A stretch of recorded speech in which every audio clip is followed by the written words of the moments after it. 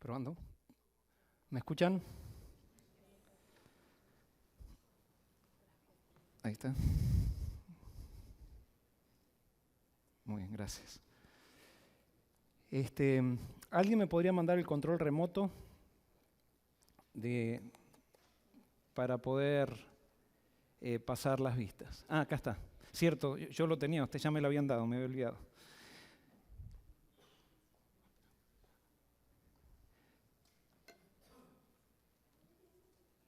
Esta mañana es un momento difícil, lindo por todo lo vivido, de más alegría hay que tristeza, porque hace 2 años nosotros no teníamos la experiencia que tenemos hoy gracias a ustedes, a lo que Dios hizo a través de ustedes. Y por eso, si bien hay tristeza, las bendiciones de estos 2 años superan la tristeza y la alegría de ser más ricos hoy que lo que éramos hace 2 años y medio. Hoy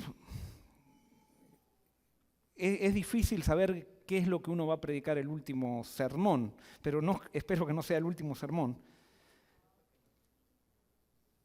Hoy cuando estaba guardando el sermón en la computadora, le puse el título Despedida. Y cuando puse el título Despedida me sentí tan mal que de vuelta lo cambié y puse 18 de julio.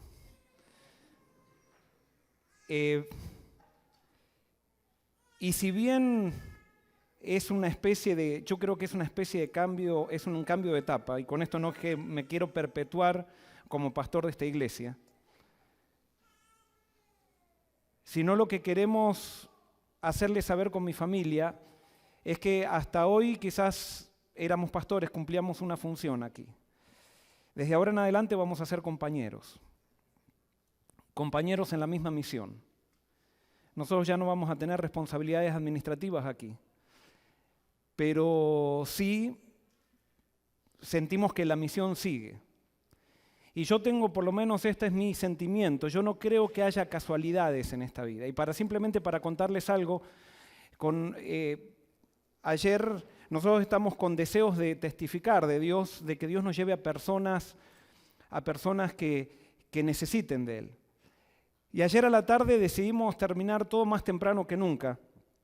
Y los chicos querían que salgamos al patio atrás, que hay una montaña en nuestra casa. Ustedes saben que estamos en medio de la selva, allá lejos en el campo, y salimos al bosque. Ellos nos querían mostrar sus lugares secretos, algunas trampas que habían hecho. Y bueno, y estábamos ahí en el medio del bosque, y de repente, no sé a quién se le ocurrió, dijeron, vamos al Red Clay.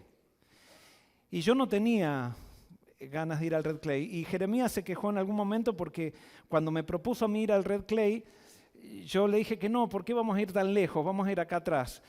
Y cuando íbamos para atrás, como a Amelia no le gustan mucho las serpientes y todo eso, entonces Jeremías se quejó y dijo, tengo una madre miedosa y un padre vago, que no quiere ir al Red Clay porque está lejos. Pero cuando estábamos ahí analizando las trampas y todo eso, alguien dijo de vuelta, vamos al Red Clay. Y no sé por qué Amelia y yo dijimos, está bien, vamos al Red Clay. Y fuimos al Red Clay a buscar piedritas porque les compramos a los chicos una máquina para pulir piedras. Y entonces a buscar piedritas en el Red Clay para pulir esas piedras. Y cuando íbamos llegando allí al lugar, había una madre con unos chicos sacando unas fotos. Y entonces le digo a Jeremías y a Isabela que no se pongan atrás para que puedan sacar la foto, y la madre dice, no, está bien, no hay problema, pónganse. Y nos habla en español. Y como ella vio que le hablábamos en español a los chicos, nos pregunta, ¿de dónde son ustedes? Le digo, bueno, mi esposa es de Venezuela y yo soy de Argentina. Y dice ella, de Venezuela, es la primera venezolana que conozco, yo soy venezolana también. Bueno, nosotros le decíamos que conocíamos a Guillermo, le contamos ahí que conocíamos a Guillermo, que no conocíamos muchos venezolanos, pero sí conocíamos un venezolano, muy venezolano. Y comenzó una charla, y simplemente para contarles, nos quedamos, ¿cuánto? Como una hora allí charlando con ella. Y ella en un momento dijo, le estaban proponiendo a ella hacer un trámite que no era muy correcto, y entonces ella dice, pero yo no quiero hacer algo en contra de la palabra. Y cuando dijo de la palabra, uno ya sabe que es alguien que evidentemente tiene en sus principios. Comenzamos a hablar de religión. Ella nos preguntó qué hacíamos, yo le dije que era pastor. Y entonces ella no conocía a los adventistas, pero le digo, bueno, no sé si sabes, nosotros somos protestantes como ustedes, le digo, ella es evangélica, pero guardamos el sábado. Dice, ¿guardan el sábado? Ay, dice, tengo un compañero de trabajo que me está hablando del sábado. Dice, hace 2 semanas venimos charlando del sábado. Y yo realmente me encanta leer la Biblia, pero no entiendo muy bien. Bueno, fue como que Dios nos dio servido en bandeja todo. Y quedamos en el contacto, quedamos que ahora nos vamos a ver. Los hijos son más o menos de la edad de nuestros hijos, que ella tiene 3 hijos. Ella está pasando por una crisis. Y volvimos tan felices porque Dios no junta gente por casualidad. Y entonces, ¿por qué les contaba esto? Si nosotros estamos aquí en Chattanooga, en Collegeville, en esta zona, en esta época, todos juntos aquí, no es por casualidad. Yo no creo en las casualidades. Y si Dios nos pidió a nosotros ser pastores por 2 años y medio aquí, yo creo que acá no termina. O sea, esto tiene que seguir hasta la segunda venida de Cristo.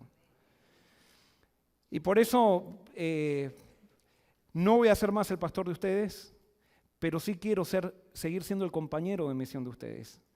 Y quiero que ustedes me consideren su compañero de misión. Sigamos trabajando juntos. El jueves se votó en la iglesia de Collegeville al aceptar el pedido que ustedes hicieron, que me puso muy contento, de unir los clubes de conquistadores, de seguir trabajando con los clubes de conquistadores juntos. Yo no creo en la competencia de iglesias, creo en la colaboración. Creo que Dios nos llama como hermanos a colaborar los unos con los otros, no a competir quién es la iglesia más grande, quién bautiza más, sino a ver cómo nos podemos ayudar unos a otros para avanzar en esta obra. Y por eso, yo no sé, a veces las iglesias pueden ser que piensen diferente a los pastores, pero sí creo, y con eso no estoy diciendo, la iglesia de Collegeville está muy contenta de que estemos unidos con los clubes, pero por lo menos de mi parte cuenten siempre con un pastor que colabore. Y si no colaboro, ya me agarró Satanás. Si en algún momento comienzo a competir con ustedes, entonces ya no soy el pastor espiritual, me transformé en un pastor profesional, pero en un pastor espiritual. Y por eso ahora quiero decirles, no pensaba hacer introducciones tan largas, pero ¿por qué? Esto va a parecer egoísta, pero ¿por qué queremos tanto esta iglesia? Porque recibimos muchísimo de ustedes. Y recibimos lo más lindo que un pastor puede recibir, que es cariño, amor, que lo hemos sentido desde el primer momento que llegamos. Y por otro lado, otra de las cosas, respeto. Yo sé que yo no soy un líder fácil. Yo sé que a veces soy una prueba para muchas personas, o sea, mi manera de ver el liderazgo, mi manera de ver la iglesia. Sin embargo, he recibido respeto siempre. Y eso lo valoro y lo respeto. Hemos podido caminar unidos. Porque sí hay algo que tengo claro, por lo menos en mi vida y que quiero para mi vida. Yo quiero ser discípulo de Jesús. Y quiero servirlo a Él con todo mi corazón. Tengo miles de errores, no sé si todas mis filosofías que tengo en la cabeza son todas de Dios. Trato de que eso, todos los días tengo mi meditación personal para que Dios la afecte, pero sé que tengo mucho que mejorar. Pero sí les puedo decir que he sido llamado por Dios, he sido llamado por Jesús. No porque me lo merezca, porque ustedes saben la historia, cuando comencé mi pastorado me dijeron que no servía para ser pastor. Pero Dios ha hecho algo gracias a su poder. Y su poder se perfeccionó en mi debilidad. Y así como recibí el respeto de ustedes, yo también quiero respetarlos. Y yo sé que a veces puede ser que pensemos diferente, y el hecho de que yo piense diferente a ustedes no quiere decir que no merecen mi respeto, sino que todos merecen nuestro respeto, el respeto de todos. Porque si somos sinceros, podemos tener ideas diferentes, pero al final las ideas no van a ser los que nos va a llevar al cielo, es Cristo el que nos va a llevar al cielo. Y yo puedo tener ideas muy perfectas, pero actitudes imperfectas, y si tengo actitudes imperfectas con ideas perfectas, me pierdo. Pero puedo tener ideas totalmente imperfectas, con actitudes perfectas, actitudes de Cristo, Y esa es la evidencia de la salvación. Por eso no sirve de mucho la teología. Lo que sirve es Cristo. Es tener una experiencia viva con Él. Por supuesto, en la medida que esté en Cristo, cada día voy a ir creciendo más en los conceptos. Pero no va a ser esa la evidencia, los conceptos no son la evidencia de la salvación. Y por eso gracias hermanos, y por eso esto es una etapa que continúa de manera diferente. Y espero con el pastor que venga poder trabajar en colaboración y poder trabajar en equipo con el pastor que les asignen. Y estamos orando todos, yo sé que ustedes están orando y nosotros estamos orando para que Dios dirija este proceso. ¿De qué predicar hoy? Y simplemente traté de traer hoy el tema que ustedes ya han escuchado muchísimas veces, pero que creo que es el tema más importante de la Biblia. Tiene que ver con el Evangelio. Y por eso quiero tengo aquí los versículos Romanos 1, 16 y 17. Dice lo siguiente: porque no me avergüenzo del Evangelio, porque es poder de Dios para salvación a todo el que cree, al judío primeramente y también al griego. Porque en el Evangelio la justicia de Dios se revela por la fe y para fe, por fe y para fe. Como está escrito, mas el justo por la fe vivirá. Pablo dice, no me avergüenzo del Evangelio. El Evangelio es ¿qué? Es poder. ¿Qué quiere decir eso? Que el Evangelio es poder en sí mismo. Si yo lo predico, el Evangelio no necesita ser ayudado. Donde el Evangelio es una experiencia, porque el Evangelio no es un concepto, el Evangelio es una experiencia con Cristo y es entender la obra de Dios a través de Cristo. El Evangelio es Cristo. Donde Cristo está, las cosas comienzan a crecer porque eso es poder. Y por eso más que estrategias para ganar gente, nosotros tenemos que averiguar si estamos realmente experimentando el Evangelio. Si estamos viviendo el Evangelio, si estamos entendiendo correctamente el Evangelio que Cristo predicó. Y yo que tengo, esto puede ser que alguien no concuerde conmigo, pero si Cristo no llegó, no pasa por el hecho de que no hemos trabajado mucho. Si Cristo no ha venido es porque todavía tenemos problemas en nuestra proyección del Evangelio. Porque si predicáramos el Evangelio verdadero de la Biblia como Cristo lo predicó, sería poder. Convencería tanto para salvación como para condenación. Y por eso Pablo dice, el Evangelio de Dios es poder, tanto para los adventistas, para los judíos, para los que son pueblo de Dios y para los gentiles. Es interesante que los cristianos consideraban que los judíos tenían que ser evangelizados. Nosotros muchas veces pensamos que nosotros los adventistas tenemos que evangelizar al mundo. Y eso no tengo tiempo porque no hemos tenido tiempo de analizar el Apocalipsis, pero el Apocalipsis me dice que el evangelismo comienza con la iglesia de Dios. El evangelismo comienza con las 7 iglesias que tienen que arrepentirse. ¿Por qué tienen que arrepentirse? Porque se han apartado del evangelio. Y especialmente hay una última iglesia que se llama la Odisea, que está tan lejos del evangelio que necesita ser evangelizada para que le llegue el arrepentimiento. Porque Cristo está fuera de la iglesia golpeando, pero todavía no la dejaron entrar adentro de la iglesia. Porque se sienten tan orgullosos de todo lo que hacen por Cristo que se olvidaron de lo que Cristo hizo por ellos.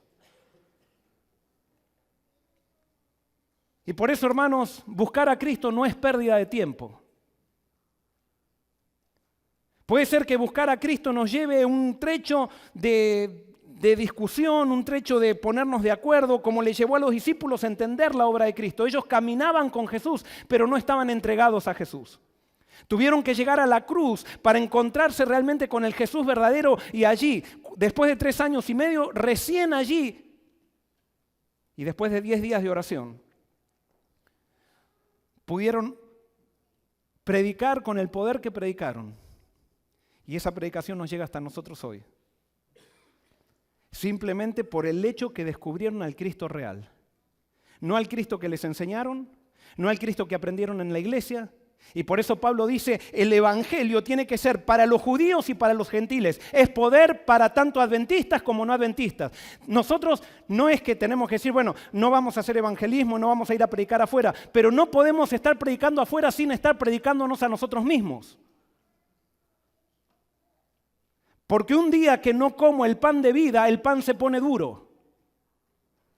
Y no puedo confundir la obra de Dios con el Dios de la obra. Primero es el Dios de la obra y después viene la obra de Dios. Y por eso Zacarías 4:6 dice, no con ejército ni con fuerza, sino con ¿qué? Con mi espíritu, ha dicho Jehová de los ejércitos. Acá está hablando de poder, ¿sí o no? Pero dice, no es con ejército ni con fuerza, o sea, no es con ejército ni con poder humano. Cuando está hablando de ejércitos está refiriéndose al poder humano, sino con ¿qué es? Con mi espíritu. ¿Dónde está el poder de Dios? En el espíritu. Y Pablo decía antes que ¿qué es poder? El evangelio es poder. Quiere decir que yo recibo el espíritu ¿cuándo? Cuando recibo el evangelio.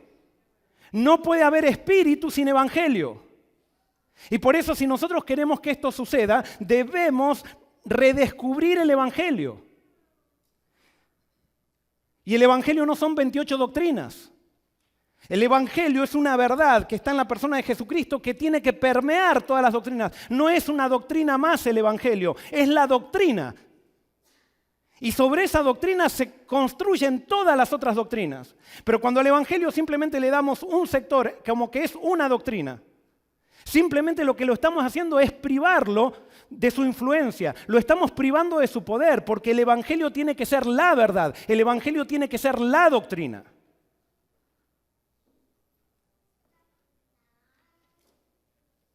No puede haber espíritu sin evangelio.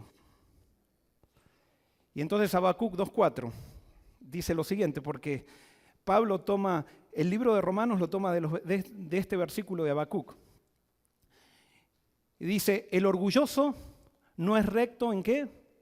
En su interior, pero el justo vivirá por su fe. Acá me está diciendo que el que no tiene fe es ¿qué? ¿Qué es lo contrario a la fe? ¿Qué es lo contrario a la fe? El orgullo. Lo contrario a la fe no es la drogadicción.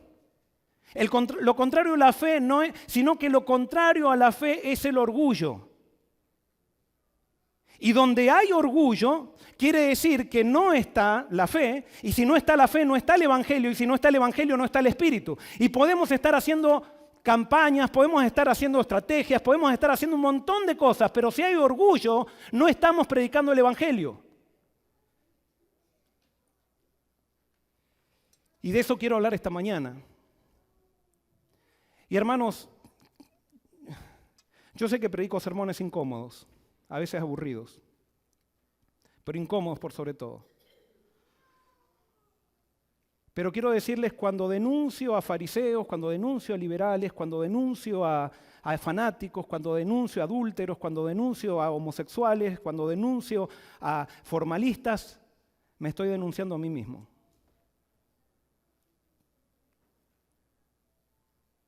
Cada vez que predico, me tiemblan las piernas, no por el hecho de ver si hago un buen papel, sino por el hecho de que no sé si estoy haciendo un buen papel. Y gracias a Cristo que tenemos su gracia, que Él me puede cubrir, pero no puedo dejar, por mis falencias, no puedo dejar de predicar la verdad que me ha sido llamada a predicar, que es la verdad del Evangelio, por más incómoda que sea. Y por eso la Biblia me dice que el orgullo es lo contrario al Evangelio, es lo contrario a la fe. Y por eso, hermanos, cada vez que en nuestras iglesias locales comience a surgir orgullo, quiere decir que nos estamos apartando de Cristo.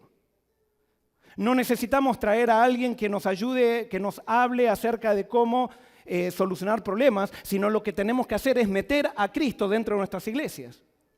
Cuando hay problema dentro de tu matrimonio, el problema del matrimonio, yo no me daba cuenta de esto, pero los problemas de los matrimonios son problemas de orgullo. Y por eso la mejor inyección para solucionar matrimonios es entender el Evangelio. ¿Y qué es entender el Evangelio? Es entender la obra de Jesucristo, es entender la obra que Dios hizo a través de Jesucristo, entender quién es Jesucristo. Cuando eso la gente comienza a entender eso, comienza a haber buenos matrimonios, comienzan los padres a relacionarse bien con los hijos, comienzan las iglesias a haber amor en las iglesias, comienza a haber cariño. Siempre va a haber tensiones en las iglesias, pero esas tensiones se resuelven para bien.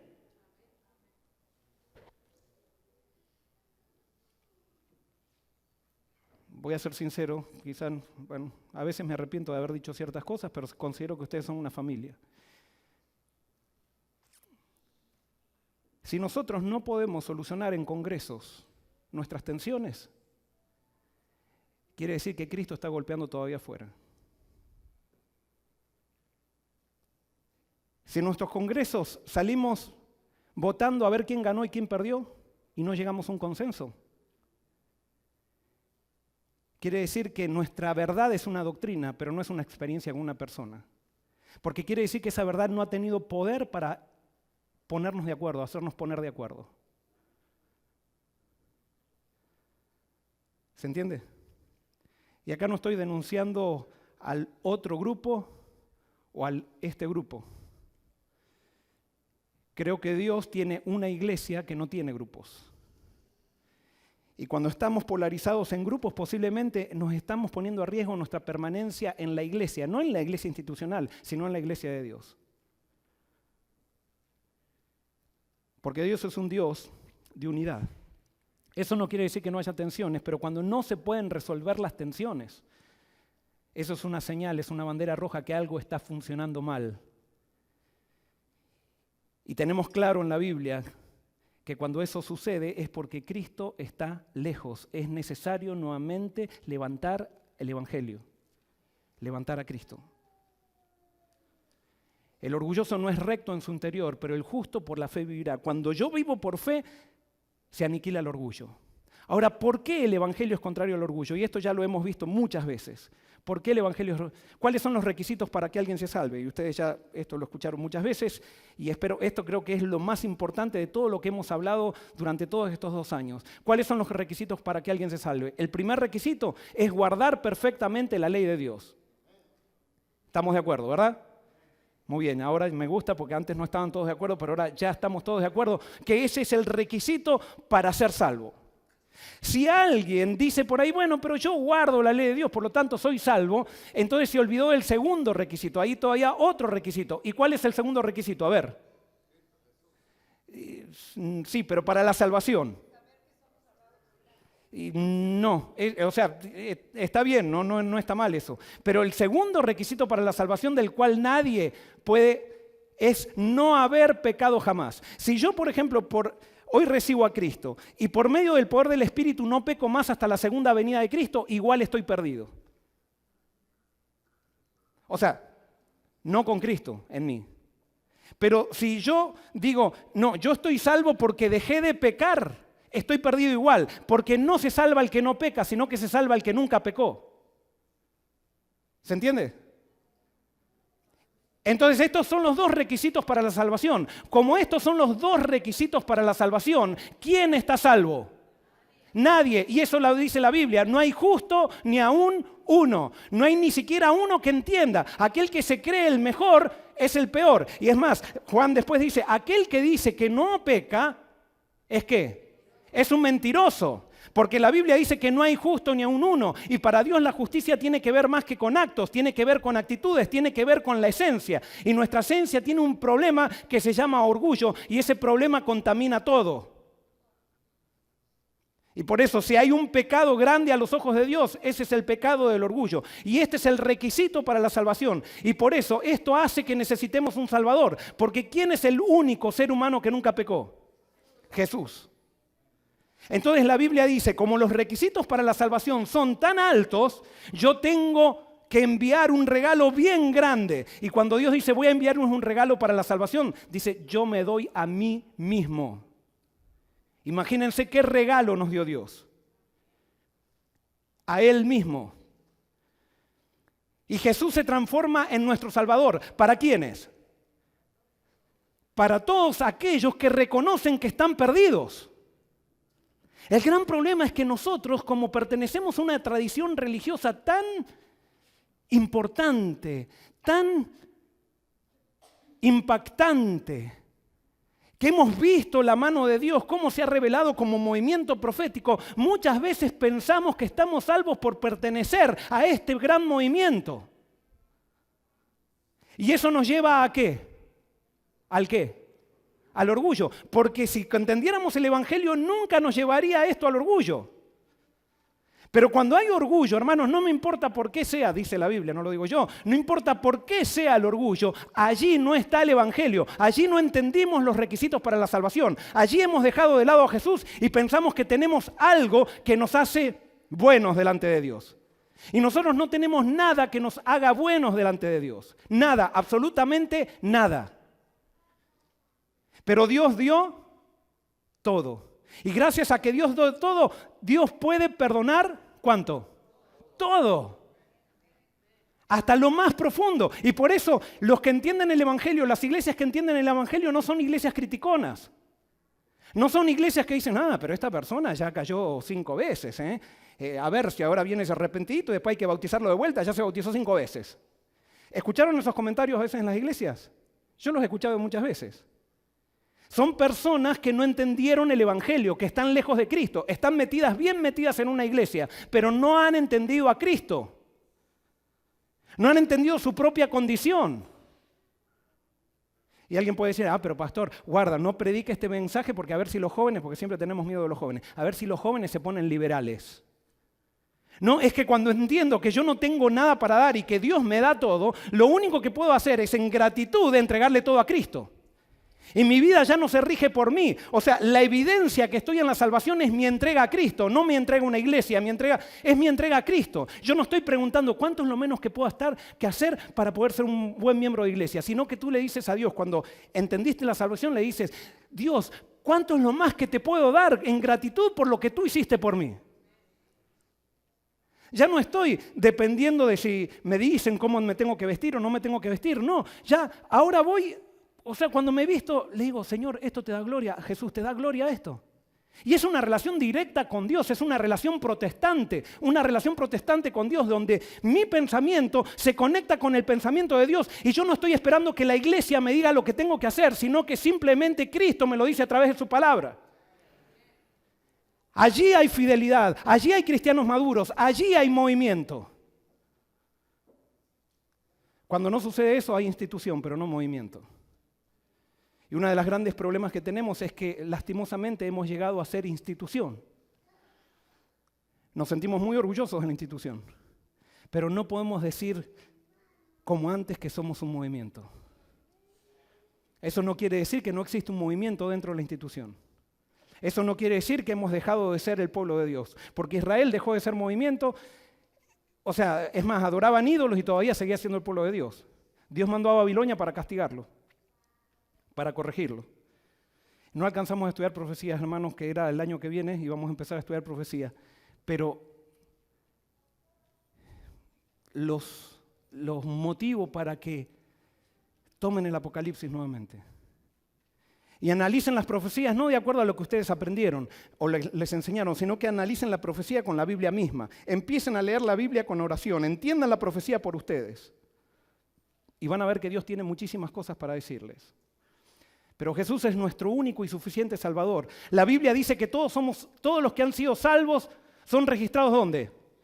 En el libro de la vida del Cordero. Y ahora esto ya también lo prediqué una vez. ¿Qué es lo que está registrado en el libro de la vida? Perdón, ¿cuál es el contenido del libro de la vida del Cordero? ¿Cuál es el contenido? ¿Cuál es el contenido? ¿La qué? No. Ahí ese es el registro, pero no es el contenido. ¿Cuál es el contenido del libro de la vida del Cordero? ¿Qué? Muy bien, el contenido del libro de la vida del Cordero. Fíjense cómo nos cuesta. Si yo les digo a ustedes, miren, tengo un libro, acá tengo un libro que es el libro de la vida de Joel Barrios. ¿Cuál es el contenido del libro de este libro? La vida de Joel Barrios. Pero nosotros cuando hablamos del libro de la vida enseguida pensamos en acciones y empezamos en nuestras acciones justas. No, la Biblia dice que el libro de la vida del Cordero es el libro de la vida del Cordero. No es el libro de la vida de Joel Barrios, es el libro de la vida del Cordero, es el libro de la vida de Jesús. Y como tú no te salvas por tus obras, sí nos perdemos por nuestras obras, pero nos salvamos siempre, la salvación es por obras. Es por las obras tuyas, y si es por las obras tuyas tú te pierdes, o es por las obras de Jesús. Entonces, en el libro de la vida del Cordero están las obras de Jesús. Y todo aquel que es salvo, todas las obras de Jesús, la vida de Jesús se le regala como gracia, se le regala como premio a todo aquel que es salvo. No se le tiene en cuenta más su pecado, no se le tiene en cuenta más su mal pensamiento, no se le tiene en cuenta el aborto que hizo en el pasado, no se le tiene en cuenta el adulterio que hizo en el pasado, no. Es refugiado en el libro de la vida del Cordero. Ya no tenemos que pasar por la vergüenza del juicio. Eso es tremendo. Y como el libro de la vida me cubre de mis pecados, entonces ¿yo para quién vivo? Para Jesús. Eso es lo que molesta tanto al orgullo. Porque al orgullo le gusta que nos digan que nos salvamos ¿por qué? Por lo que hacemos. Aunque todos, si yo les pregunto a todos, ¿somos salvos por medio? Y todos vamos a repetir como loritos, somos salvos por medio de la gracia. Porque ya nos lo enseñaron el concepto. Pero en la experiencia, vemos las iglesias, y lo veo a Joel Barrios, muchas veces lleno de orgullo. Entonces, si Joel está lleno de orgullo, ¿cuál es el problema de Joel? No entendió nada. Entendió un concepto, entendió una doctrina, la puede definir muy bien, pero no entendió la experiencia del Evangelio. Y fíjense lo que dice Pablo en Romanos 3, 27 al 28. ¿Dónde pues está el orgullo? ¿Queda qué? Excluido. ¿Por cuál ley? ¿Por la de las obras? No, sino por la ley de la fe. Concluimos pues que el hombre es justificado por fe en Cristo sin las obras de la ley. Yo no tengo que hacer nada para quedar bien delante de Dios. Lo que tengo que hacer es aceptar la obra de Jesús. Y ese aceptar no es la obra de Jesús, es aceptar la persona de Jesús. Y vivir con Él. Donde hay orgullo, no se experimenta el verdadero evangelio. Me guste o no me guste. Donde hay orgullo, no se experimenta el verdadero evangelio.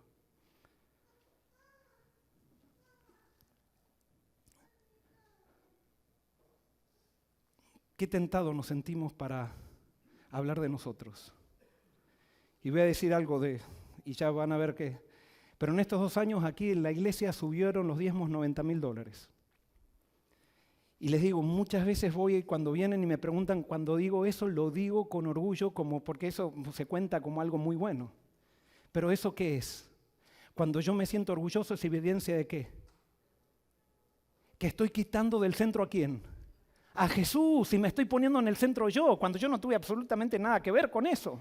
Pero nos encanta tomar las bendiciones de Jesús y hacerlas nuestras y ponernos a nosotros el centro. Lo bajamos a Jesús de la cruz y decimos, no necesitas morir por mí, porque yo he hecho lo que tú haces en mí, ya es suficiente para salvarme. Y decimos, gracias a Dios por esto, porque tenemos un montón de frasecitas para hacer creer a la gente que somos humildes. Pero nunca vamos a llegar a ser humildes nosotros. Lo único que podemos ser es conscientes de nuestro orgullo. Nunca vamos a llegar a ser humildes. Hemos nacido con el orgullo. Y necesitamos reconocer que en cada problema que tenemos con alguien, puede haber un problema que yo he causado por mí, ¿qué? Orgullo. Recordame tu nombre. Reinaldo. Si yo tengo un problema con Reinaldo y Reinaldo dice, y no nos podemos saludar, el orgullo, ¿qué va a decir? Cuando me preguntan, ¿cuál es el problema, Joel, que tienes con Reinaldo? ¿Qué va a decir el orgullo? Y no, él hizo esto, me escupió una vez en la cara, habló mal de mí, que esto, que el otro. Eso va a decir el orgullo. ¿Qué dice la persona que está con Cristo? ¿Qué dice? Él tiene un problema conmigo, pero posiblemente yo le puedo haber causado un problema a él, que ni me doy cuenta. Porque somos orgullosos y no podemos ser perfectos, no podemos decir esto es puro de mi parte, no, todo está contaminado lo que pasa por mí. Y es por eso que la salvación es en Jesús, no es con Jesús, sino es en Jesús. Al que no tenía pecado, Dios lo hizo pecado, dice 2 Corintios 5:21, por nosotros, para que nosotros llegásemos a hacer justicia de Dios en Él. La justicia nuestra no es la justicia de Cristo en mí, sino que es yo metiéndome en Cristo. La justicia de Cristo en mí es el resultado de yo meterme en Cristo, pero no es la causa de mi salvación. Alguien puede decir, pastor, nos está mareando. Y sí, quizás estoy mareándolos un poco. Pero si esto sirve para que vayan a sus casas y para que yo vaya y sigamos investigando este tema y entendamos realmente cuál es la causa de nuestra salvación. No es que Cristo se hace pecador para que nosotros seamos hechos justos. Cristo lleva el pecado ajeno y sufre por él para que nosotros llevemos una justicia ajena y vivamos por ella. O sea, si yo soy salvo es por lo que Cristo hizo fuera de mí hace 2000 años. Y por eso cada vez que tú te equivocas, cada vez que tú pecas, cada vez que traicionas a Cristo como lo hizo Pedro, como lo hizo Judas, puedes tener la seguridad de que vas a volver a Jesús y Jesús, ¿qué va a hacer contigo? Te va a perdonar, porque tú no te salvas gracias a ti ni a lo que tú haces por Él, sino que te salvas solamente a lo que Él hizo por ti.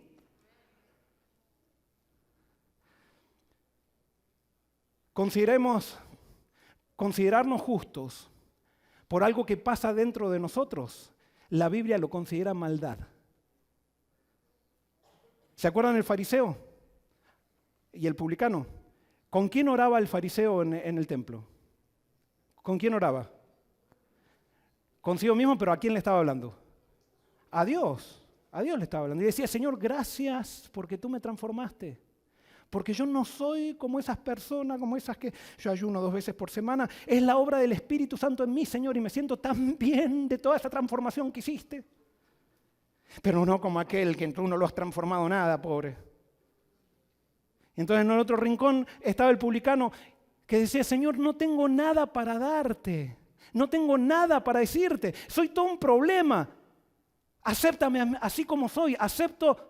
Sé propicio a mí. En otras palabras está diciendo el publicano, dame a Jesús, porque yo no tengo nada.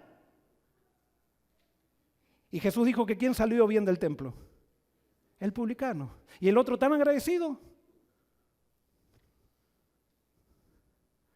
Isaías 64:6, y ahora voy a decir algo un poco incómodo. Si bien todos nosotros somos como suciedad y todas nuestras justicias como trapo de inmundicia, y caímos todos nosotros como la hoja, y nuestras maldades nos llevaron como viento. Y cuando Isaías está hablando esto, está hablando de un pueblo que hacía sacrificios 3 veces por día, que dice que multiplicaba las ofrendas en la casa de Dios, que se sentían muy orgullosos de tener el templo de Dios, que Dios les había dado ese templo de tener la ley. Sin embargo, le dice, todas vuestras justicias son como ¿qué? Como trapo de inmundicia. Y ustedes saben que las traducciones, gracias Ana, en las traducciones tratan de suavizar un poco el mensaje de los profetas. Y no dice, todas nuestras justicias son como trapo de inmundicia, sino que dice, ustedes saben lo que dice, todas nuestras justicias son como trapo de menstruación. O sea, en esa época las mujeres cuando tenían su periodo usaban un trapo. No tenían ahora todos los adelantos que tenemos. Y entonces dice, todas nuestras justicias, Dios la ve como ¿qué? Como un trapo de menstruación.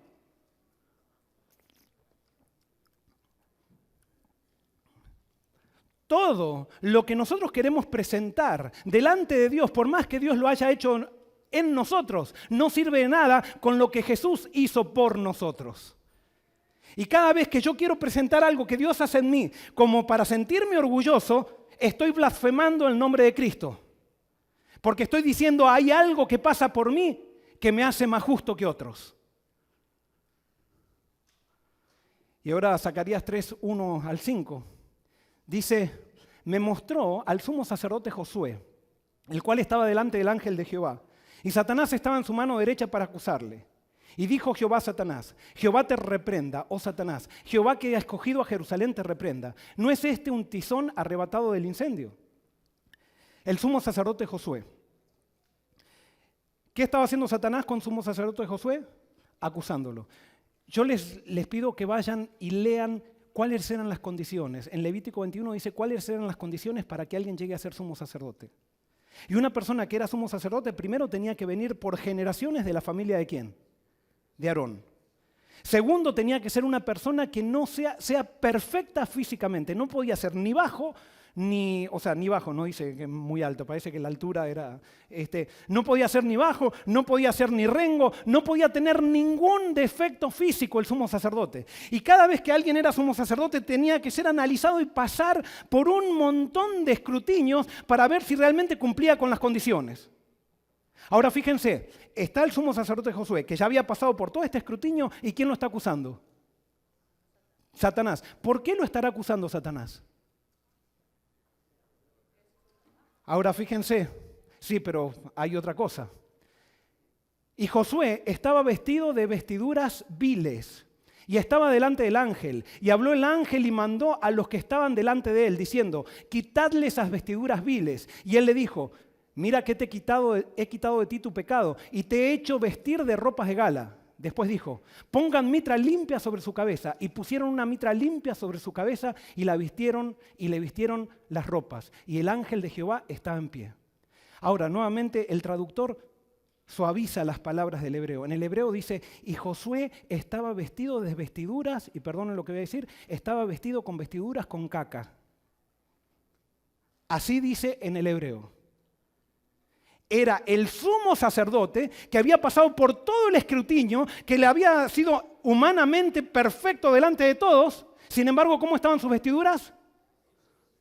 Sucias, con excremento. ¿Y eso quién lo sabía? ¿Lo sabía Dios? ¿Y quién más lo sabía?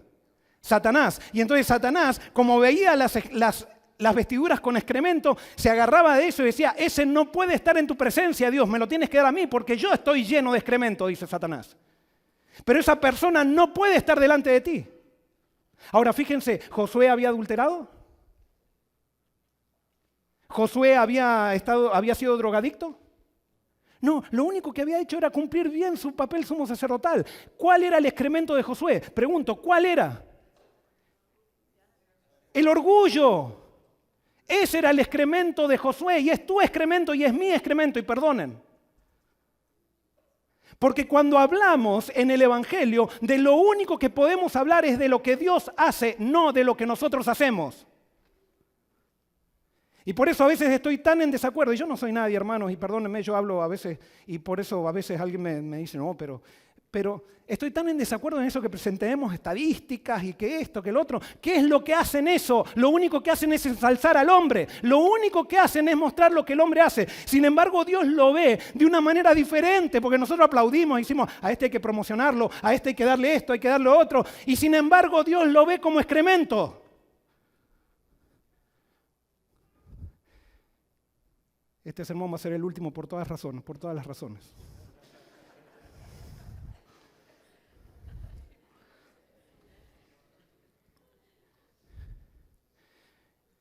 Y a veces, hermanos, es difícil descubrir el Evangelio. Porque el Evangelio no nos da una palmadita como diciendo, qué bueno que era, somos todos hermosos acá. Sigamos así, estamos todos re bien. No, el Evangelio nos convence de pecado, de justicia y de juicio, y un pecado que es mucho más allá. La justicia va, como decía Jesús, va mucho más allá de la justicia de los escribas y los fariseos. Es la justicia interior. Filipenses 3:4-9, Pablo lo había entendido esto muy bien. Pablo vivió la etapa del excremento y la etapa de la pureza. Dice, aunque yo tengo también de qué confiar en la carne, si alguno piensa que tiene de qué confiar en la carne, yo más. Circuncidado al 8º día, del linaje de Israel, de la tribu de Benjamín, hebreo de hebreos, en cuanto a la ley fariseo, en cuanto al celo perseguidor de la iglesia, en cuanto a la justicia que es por la ley irreprensible. No había nadie mejor que Pablo, no había nadie más recomendable, pero cuantas cosas eran para mí ganancia, las he estimado como pérdida por amor a Cristo, y ciertamente aún estimo todas las cosas como pérdida por la excelencia del conocimiento de Cristo Jesús mi Señor, por amor al cual lo he perdido todo y lo tengo ¿por qué? Por basura, para ganar a Cristo y ser hallado en Él, no teniendo mi propia justicia que es por la ley, sino que es por la fe de Cristo, la justicia que es de Dios, no es mi justicia, sino que es la justicia de Dios por la fe.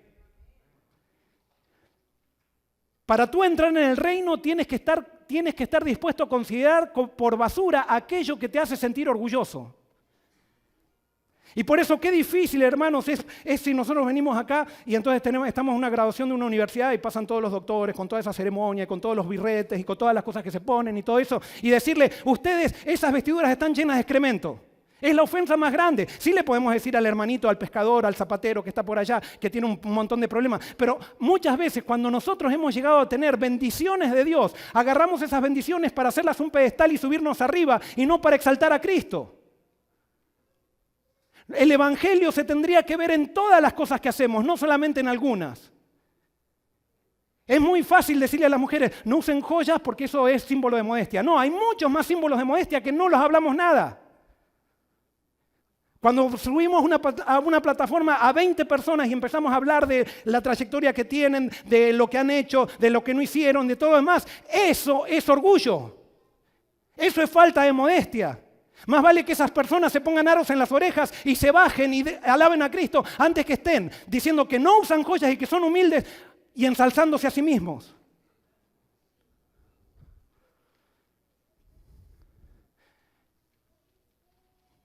Yo soy el primero, hermanos, y vuelvo a decir, esto es una denuncia a mí mismo, porque a mí me encanta que me digan doctor. Me encanta.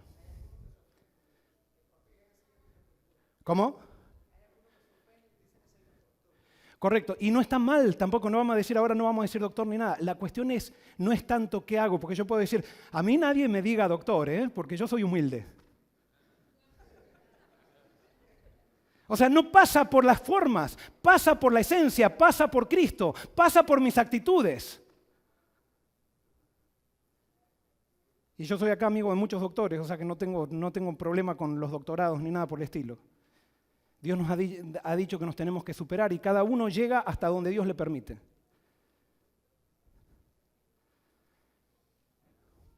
Y volviendo al tema de la salvación, hermanos, quizás ya me voy a tener que ir después de la comida. Los servicios religiosos, las oraciones, esto lo dice Elena de White, la alabanza, la confesión arrepentida del pecado, ascienden desde los verdaderos creyentes como incienso ante el santuario celestial, pero al pasar por los canales corruptos de la humanidad se contaminan de tal manera que a menos que sean purificados por sangre, nunca pueden ser de valor ante Dios. Quiere decir que lo que el Espíritu Santo produce en mí está como contaminado. Y voy a usar un ejemplo de vuelta medio asqueroso, hermanos, pero perdón. ¿Cuántos de aquí son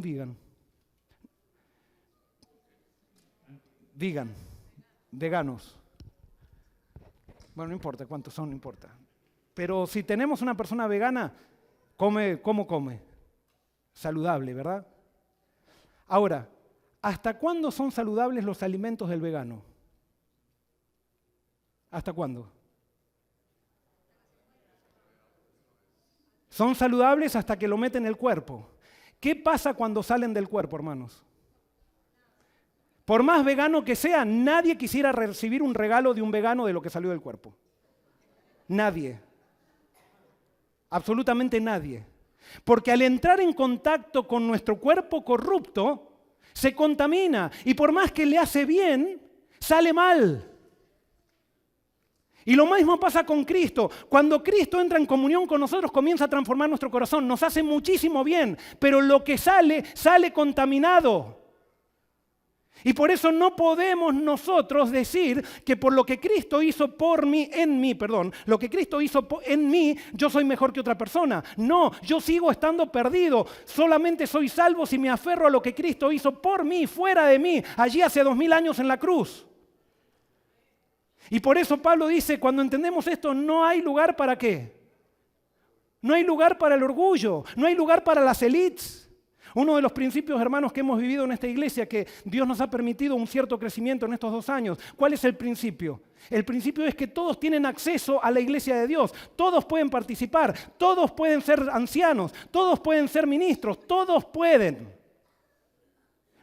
Esta no es la iglesia para los ricos, no es la iglesia para el sector. Muchas veces los pobres se las agarran por los ricos porque los ricos son ricos y ellos no pueden serlo. No es la iglesia de los pobres tampoco, es la iglesia de todos. Es la iglesia de Dios. Porque todos, unos tienen talentos de una manera, otros tienen talentos de otra, y todos tenemos acceso al reino.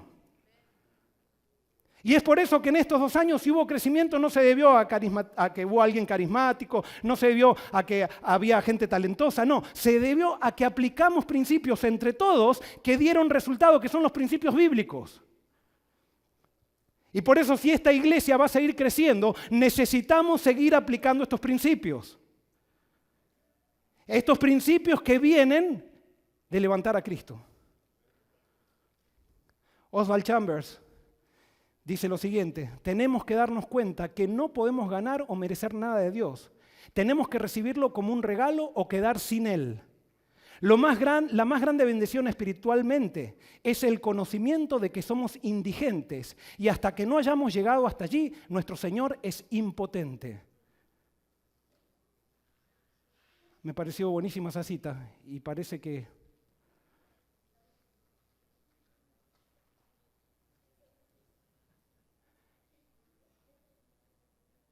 está yendo para atrás esto, perdón. Y ya vamos.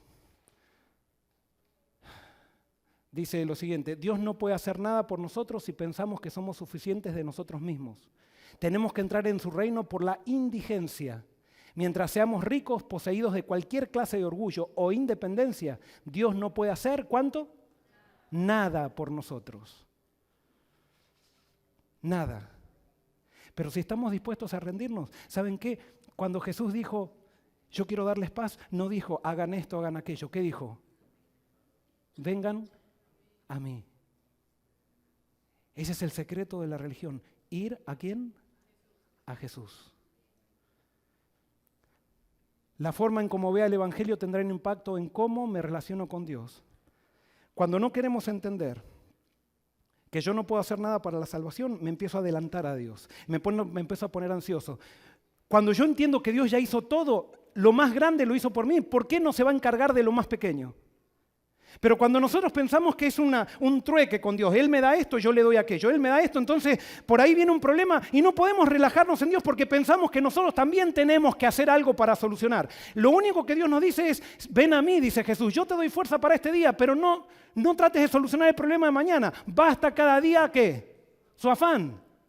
Eso solamente lo puede experimentar aquel que vivió el Evangelio, que entendió el Evangelio. El que no entendió el Evangelio, por más sincero que sea, trata de controlar las cosas, trata de adelantarse a las cosas, se pone ansioso o ansiosa cuando las cosas no se le dan como esperaba. Porque Dios no está en el control de todo, Dios está en parte del control y yo tengo parte del control. Eso no es así en la vida cristiana verdadera. La persona que tiene problemas con el Evangelio tiene un impacto en cómo adora a Dios. La persona que sabe que es Cristo, gracias a Cristo recibe todo, no pone, la adoración verdadera no pasa si usamos piano, si usamos batería, si usamos los himnos de los pioneros o no lo usamos los himnos de los pioneros, no. La adoración verdadera es cuando yo vivo entregado a Dios y adoro a Cristo en cada momento. Pero así, el que no cree en el Evangelio dice, en mi iglesia no hay batería porque nosotros somos conservadores.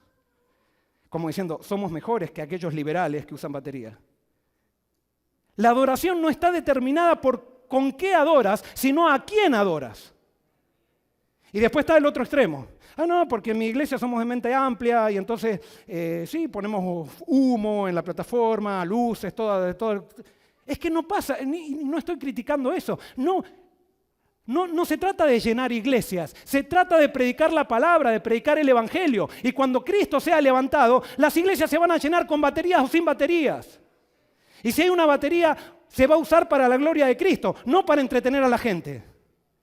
Y si no hay batería, se va a usar para la gloria de Cristo, no para sentirme orgulloso porque soy la iglesia conservadora y todas las demás son liberales.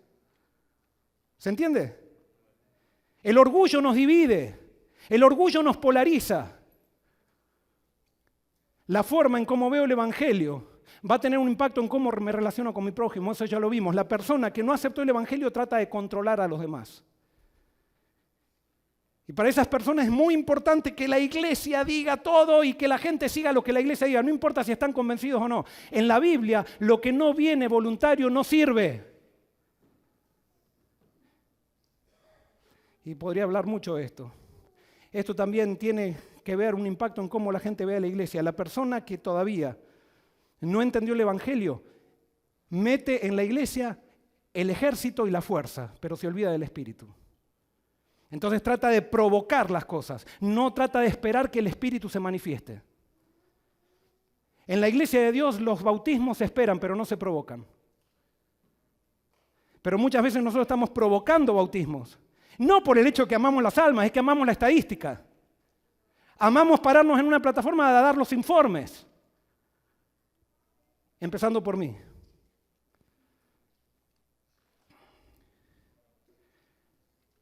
Elena de White, con esto ya voy terminando, hermanos. En asunto de conciencia, el alma debe ser dejada libre.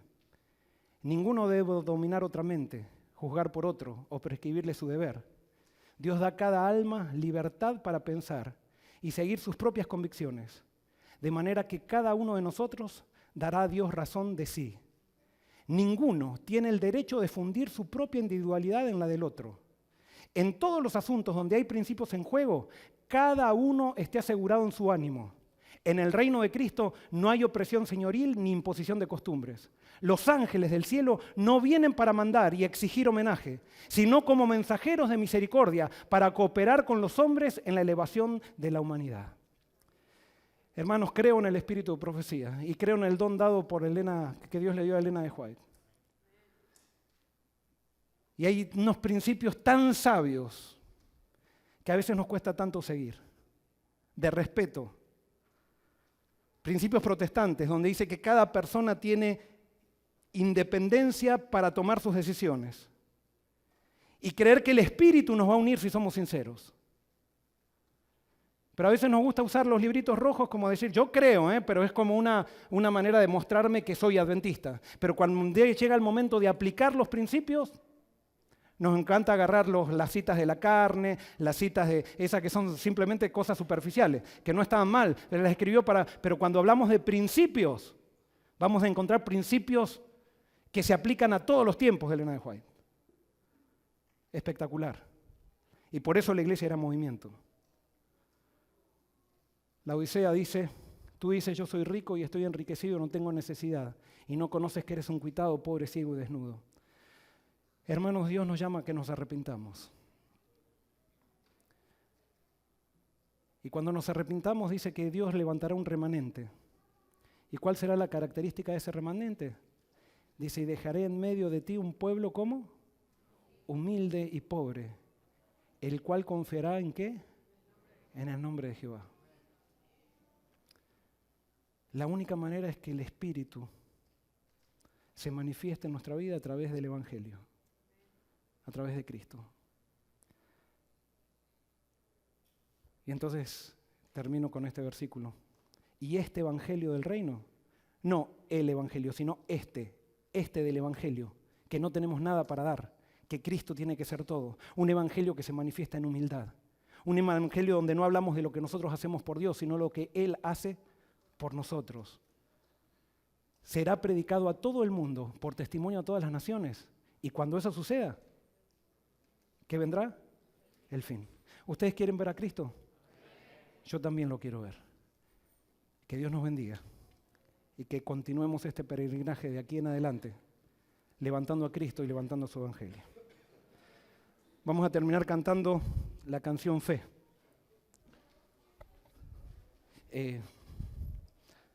¿Nos ponemos de pie?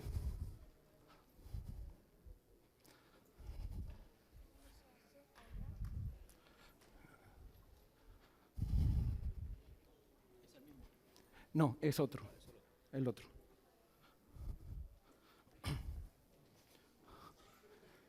La próxima y la otra.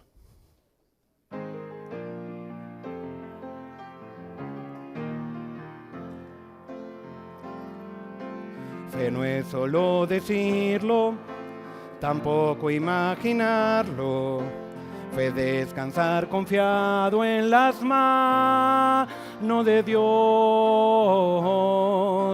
Fe es acción resuelta, confiando en sus promesas. Fe es confiar, obedecer, es no dudar de sus promesas. Fe es avanzar sin vacilar, sin ver más adelante, porque la fe no es ciega, se basa en evidencias. ellas se manifiestan por la oración. Dios está siempre listo a guiar a sus hijos. Fe es confiar, obedecer, es no dudar de sus promesas. Fe es avanzar sin vacilar, sin ver más adelante. Fe es confiar, obedecer, es no dudar de tus promesas. Fe es avanzar sin vacilar, sin ver más adelante. Eso es fe.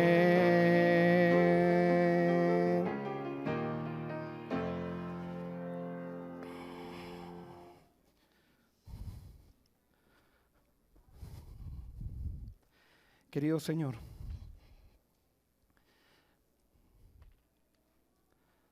danos solamente una cosa, danos a Jesús.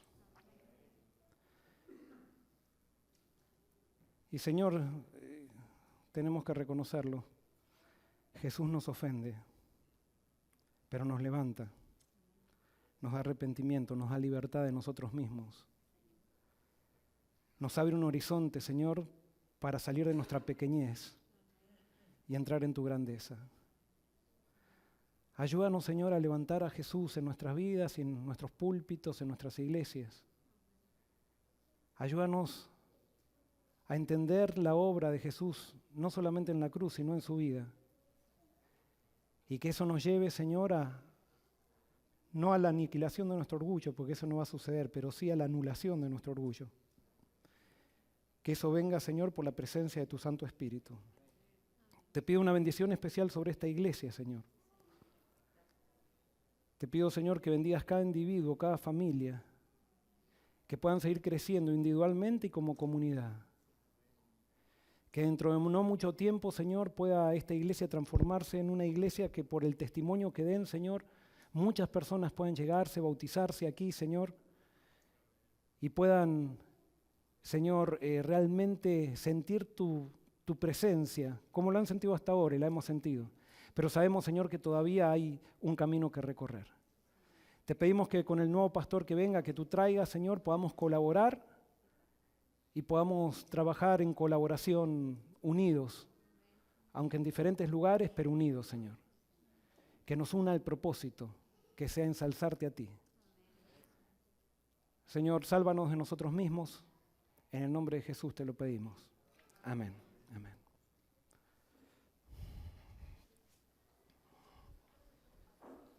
¿Qué es eso? Gracias.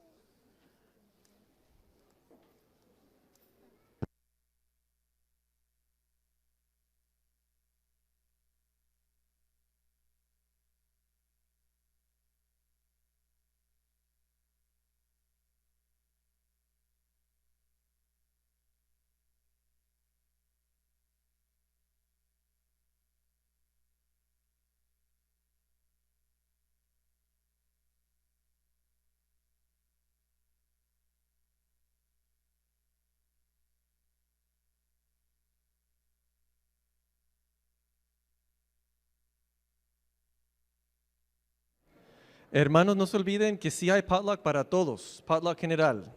Quédense, por favor, para estar con la familia Barrios y después no se vayan a la casa a dormir, no se vayan a la casa, vuelvan acá al templo después de comer, poco a poco podemos venir aquí, vamos a tener un programita aquí de despedida para el pastor y su familia, la familia Barrios. Así que por favor, quédense. Están bienvenidos, que Dios los bendiga.